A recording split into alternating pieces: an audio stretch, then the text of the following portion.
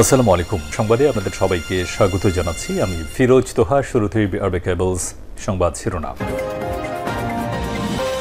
পুরোদমে Iran, Israel এবং নিরীহ ফিলিস্তিনিদের মাঝে ভয়াবহ যুদ্ধ চলছে। আর এই মুহূর্তে আমাদের হাতে এসেছে যুদ্ধের সর্বশেষ গুরুত্বপূর্ণ সবথেকে তাজা আপডেট সংবাদ। প্রথমেই জানাবো, এবার সরাসরি মার্কিন ঘাঁটিতে হামলার হুমকি ইরানের।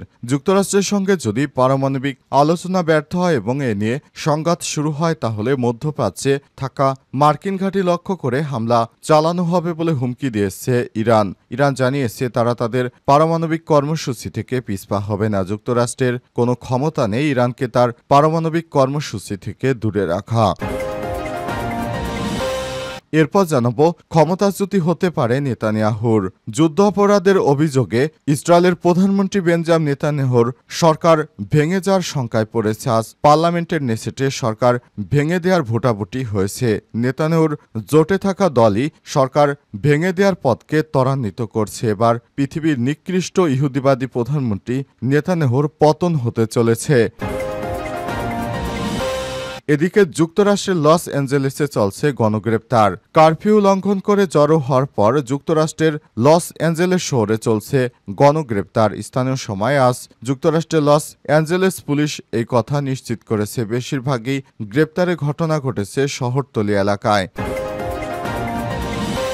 এদিকে তুরস্ক থেকে নতুন করে ৪৮টি পঞ্চম প্রজন্মের সবথেকে অত্যাধুনিক যুদ্ধবিমান কিনছে মুসলিম দেশ ইন্দোনেশিয়া। তুরস্কের প্রেসিডেন্ট রিসেপ তাইপ এরদোয়ান ঘোষণা দিয়েছেন তার দেশ ইন্দোনেশিয়ার সঙ্গে ৪৮টি তুর্কি যুদ্ধবিমান রপ্তানি করবে, যার নাম হচ্ছে কান। আজ সামাজিক যোগাযোগ মাধ্যমে এক বিবৃতিতে সব তথ্য জানিয়েছেন তিনি। এবং সর্বশেষ জানাবো, সাবেক ভূমিমন্ত্রী সাইফুজ্জামান চৌধুরী যুক্তরাজ্যের সম্পত্তি জব্দ। সাবেক ভূমিমন্ত্রী সাইফুজ্জামান চৌধুরী বাংলাদেশ থেকে ১ বিলিয়নের বেশি সম্পত্তি বিদেশে পাচার করেছে। এই অভিযোগে যুক্তরাজ্যের ৩৫০টির বেশি বাড়ি জব্দ করেছে যুক্তরাজ্যের গোয়েন্দা সংস্থা এনসিএ। প্রিয় দর্শক, ডক্টর মোহাম্মদ ইউনূসের কারণে সাবেক ভূমিমন্ত্রী এই অর্থ পাচারকারীকে অবশেষে যুক্তরাজ্যের সরকার তার সব সম্পত্তি ফ্রিজ করার নির্দেশ দিয়েছে। এবার একে চরম ধুলাই দেওয়া হবে। প্রিয় দর্শক, এতক্ষণ শুনছিলেন সংবাদ শিরোনাম, এবারে বিস্তারিত। তবে তার আগে বন্ধুরা, অনুরোধ থাকবে এই সংবাদটিতে একটি লাইক দিন। এই চ্যানেলে আপনি নতুন হয়ে থাকলে আমাদের সংবাদটি দেখতে দেখতে চ্যানেলটি সাবস্ক্রাইব করে রাখুন। কমেন্ট করে বন্ধুরা আপনার মূল্যবান মতামত জানিয়ে দিন আপনি বিশ্বের কোন দেশ থেকে বা বাংলাদেশের কোন স্থান থেকে আমাদের সংবাদটি দেখছেন এবং শুনছেন। আর বন্ধুরা, গাজা যুদ্ধে আপনি যদি নিরীহ ফিলিস্তিনিদের ভালোবেসে থাকেন, কমেন্টে ইয়েস লিখে বিশ্ববাসীকে জানিয়ে দিন। এবারে বিস্তারিত। এবার সরাসরি মার্কিন ঘাঁটিতে হামলার হুমকি দিল ইরান। যুক্তরাষ্ট্রের সঙ্গে যদি পারমাণবিক আলোচনা ব্যর্থ হয় এবং এ নিয়ে সংঘাত শুরু হয়, তাহলে মধ্যপ্রাচ্যে থাকা মার্কিন ঘাঁটিগুলি লক্ষ্য করে হামলা চালানো হবে বলে হুমকি দিয়েছে ইরান। পারমাণবিক চুক্তি নিয়ে ষষ্ঠবারের মতো যুক্তরাষ্ট্রের সঙ্গে আলোচনা বসার আগে এই হুমকি দিল খামেনির দেশ। আজ দেশটির প্রতিরক্ষামন্ত্রী আজিজ নাসিরাজাদে সাপ্তাহিক প্রেস ব্রিফিংয়ে বলেছেন, যদি আলোচনা ফলপ্রসূ না হয় তাহলে অন্যপক্ষের কিছু কর্মকর্তা সংঘাতে হুমকি দিচ্ছেন। যদি কোনো সংঘাতে আমাদের উপর দায় চাপিয়ে দেওয়া হয়, আমরা বসে থাকব না। তাহলে আমাদের সীমানায় থাকা সব মার্কিন ঘাঁটিতে সাহসিকতার সঙ্গে হামলা চালানো হবে। এর আগে মার্কিন প্রেসিডেন্ট ডোনাল্ড ট্রাম্প হুমকি দিয়ে বলেছেন, ইরান যদি পারমাণবিক চুক্তি না করে তাহলে তিনি দেশটিতে বোমা বর্ষণের নির্দেশ দিবেন। ট্রাম্প এক সাক্ষাৎকারে বলেছেন, মনে করা হচ্ছে ইরানের সঙ্গে চুক্তি হবে না, কারণ ইরান চুক্তির জন্য আগ্রহ দেখালেও এখন তা কঠোর হয়ে গেছে। যুক্তরাষ্ট্র ইরানের পরবর্তী যে আলোচনা হবে সেখানে ইরান চুক্তির এই প্রস্তাব হস্তান্তর করবে। এর আগে যুক্তরাষ্ট্র একটি প্রস্তাব দিয়েছিল। প্রতিক্রিয়ায় ইরান বলেছিল এটি তাদের পক্ষে মানা সম্ভব নয়। যুক্তরাষ্ট্র হুমকি দিয়ে ইরানকে তারা কোনোভাবে ইউরেনিয়াম সমৃদ্ধ বন্ধ করতে পারবে না। অপরদিকে ইরান বলছে এ ব্যাপারে তারা কোনো ছাড় দিতে পারবে না। তারা তাদের পারমাণবিক কার্যক্রম চালিয়ে যাবে। পৃথিবীর যত বড় শক্তিশালী রাষ্ট্র আসুক না কেন, ইরান তাদের পারমাণবিক কার্যক্রম থেকে পিছপা হবে না।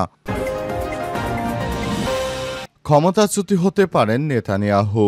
যুদ্ধ অপরাধে অভিযুক্ত ইসরায়েলের প্রধানমন্ত্রী বেঞ্জামিন নেতানিয়াহু সরকার ভেঙে যাওয়ার শঙ্কায় পড়েছে। আজ ইসরায়েলি পার্লামেন্ট নেসেটে সরকার ভেঙে দেওয়া প্রাথমিক ভোটাভুটি হয়েছে। নেতানিয়াহু জোটে থাকা দলই তার সরকার পতনকে ত্বরান্বিত করছে। মূলত বর্তমান সরকারে থাকা কিছু ইহুদি ধর্মপন্থী দল অতি গোঁড়ামি ইহুদি সেমিনারে শিক্ষার্থীদের সেনাবাহিনীতে বাধ্যতামূলক কাজ করার ব্যাপারে ছাড় চাইছে। তারা অপরদিকে নেসেটের কিছু আইন প্রণেতা ছাড়ের বিষয়টি সম্পূর্ণভাবে বিলোপ চাইছে। অতি গোঁড়া ইহুদি শিক্ষার্থীদের বাধ্যতামূলক সামরিক দায়িত্ব পালন করা বা না করার বিষয়টি নিয়ে ইসরায়েল দীর্ঘদিন ধরেই বিতর্ক চালিয়ে যাচ্ছে। সম্প্রতি দখলদার গাজায় হামাসের সঙ্গে যুদ্ধ শুরুর পর সেনাদের প্রয়োজন বাড়ছে এবং সেখানে সব সেনাদের মোতায়েনের প্রয়োজন পড়ছে। এর মধ্যে ডাক পড়তে অতি গোঁড়া ইহুদি শিক্ষার্থীরাও তাদেরকেও ট্রেনিংয়ের জন্য ডেকেছে। এরপর বিষয়টি ইসরায়েলের অনেক বেশি আলোচিত হচ্ছে।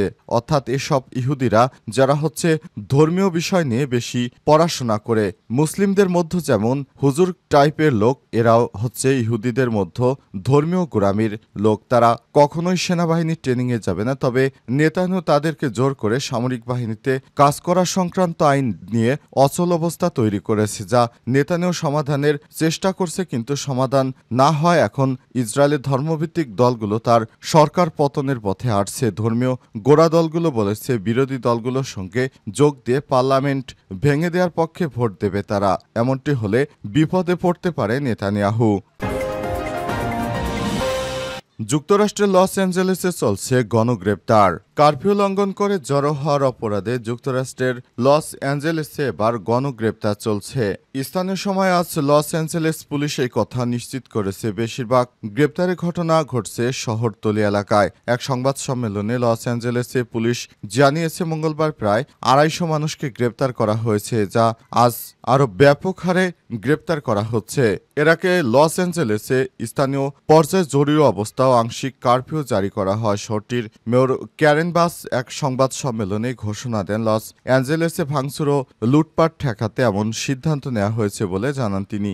মার্কিন প্রেসিডেন্ট ডোনাল্ড ট্রাম্প অভিবাসন বিরোধী অভিযানের প্রতিবাদে গত শুক্রবার থেকে লস অ্যাঞ্জেলেস শহর এবং আশপাশের এলাকায় ব্যাপক বিক্ষোভ ছড়িয়ে পড়ে। দখলদার ইসরায়েলের প্রধানমন্ত্রী বেঞ্জামিন নেতানিয়াহুর বিরুদ্ধে যুক্তরাষ্ট্রে আগে থেকেই বিক্ষোভ চলে আসছিল। আবার নতুন করে ট্রাম্প প্রশাসন ক্ষমতা আসার পর নেতানিয়াহুকে যেভাবে সহায়তা করছে এবং নিরীহ ফিলিস্তিনিদেরকে হত্যার ব্যাপারে নেতানিয়াহু সরকারকে যেভাবে ডোনাল্ড ট্রাম্প সহায়তা করছে, এজন্যই সেখানে ব্যাপক আকারে বিক্ষোভ শুরু হয়। এরপর অভিবাসন বিরোধী অভিযানে নামে ডোনাল্ড ট্রাম্প এবং পুরো এলাকায় এখন তাণ্ডব চালাচ্ছে ট্রাম্পের বাহিনী। সাবেক ভূমিমন্ত্রী সাইফুজ্জামান চৌধুরী যুক্তরাজ্যের সম্পত্তি জব্দ। সাবেক ভূমিমন্ত্রী সাইফুজ্জামান চৌধুরী আওয়ামী লীগের আমলে বাংলাদেশ থেকে ব্যাপক হারে টাকা পয়সা বিদেশে পাচার করেছে। তিনি যুক্তরাজ্যে অঢেল সম্পত্তির মালিক হয়েছে। যুক্তরাজ্যের সম্পত্তি জব্দ করেছে দেশটির জাতীয় অপরাধ সংস্থা NCA। বাংলাদেশ সরকারের অনুরোধে এই পদক্ষেপ নিয়েছে যুক্তরাজ্যের সরকার। খবর আল জাজিরার। প্রতিবেদনে বলা হয়েছে সাইফুজ্জামান চৌধুরী বর্তমানে মানি লন্ডারিং অর্থাৎ অর্থ পাচার মামলায় বাংলাদেশে তদন্তাধীন রয়েছেন। তিনি বাংলাদেশের সাবেক প্রধানমন্ত্রী ও এখন নিষিদ্ধ আওয়ামী লীগের প্রধান শেখ হাসিনার ঘনিষ্ঠ সহযোগী ছিলেন। এর আগে গত বছর অক্টোবরে তার নামে দ্য মিনিস্টার্স মিলিয়নিয়ার্স শিরোনামে সম্প্রচারিত আল জাজিরার একটি অনুসন্ধানী প্রতিবেদন জানানো হয়। সাইফুজ্জামান চৌধুরী যুক্তরাজ্যে 350টির বেশি অবৈধ সম্পদের মালিক। সেগুলোর মূল্য 1,10,00,000 পাউন্ড বা বাংলাদেশি টাকায় তা 1,50,000 কোটি টাকার বেশি মূল্যের সম্পত্তি জব্দ করা হয়েছে। সাইফুজ্জামান চৌধুরীর বিরুদ্ধে প্রতিবেদনে বলা হয়েছিল, সাইফুজ্জামান চৌধুরী মানি লন্ডারিং অর্থাৎ অর্থ পাচারের মামলায় বাংলাদেশের তদন্তাধীন রয়েছেন। তিনি বাংলাদেশের সাবেক প্রধানমন্ত্রী, এখন আওয়ামী লীগের একজন মন্ত্রী ছিলেন। এর আগে গত বছর অক্টোবরে দ্য মিনিস্টার মিলিয়নিয়ার্স শিরোনামে সম্প্রচারিত আল জাজিরার একটি অনুসন্ধানী প্রতিবেদনে জানানো হয় সাইফুজ্জামান চৌধুরী যুক্তরাজ্যে 350টির বেশি বাড়ি কিনেছেন। সাংবাদিকরা আরও বলেন, আমি শেখ হাসিনা ছেলের মতো, তিনি জানেন আমি এখন ব্যবসা করি। চট্টগ্রামে একটি প্রভাবশালী এস আলম গ্রুপের হাত থেকে উঠে আসা চৌধুরী কিভাবে বাংলাদেশের আইন সার্বিক সর্বোচ্চ $12,000 বৈদেশিক লেনদেন সীমার মধ্য থেকে $50 কোটি বেশি সম্পদ শুধুমাত্র লন্ডনেই গড়ে তুলেছেন তা নিয়ে প্রশ্ন উঠেছে। সব মিলে তিনি বাংলাদেশ থেকে $1 বিলিয়ন বেশি অর্থ বিদেশে পাচার করেছেন, যেটি বাংলাদেশের জন্য খুবই বড় ধরনের অর্থ।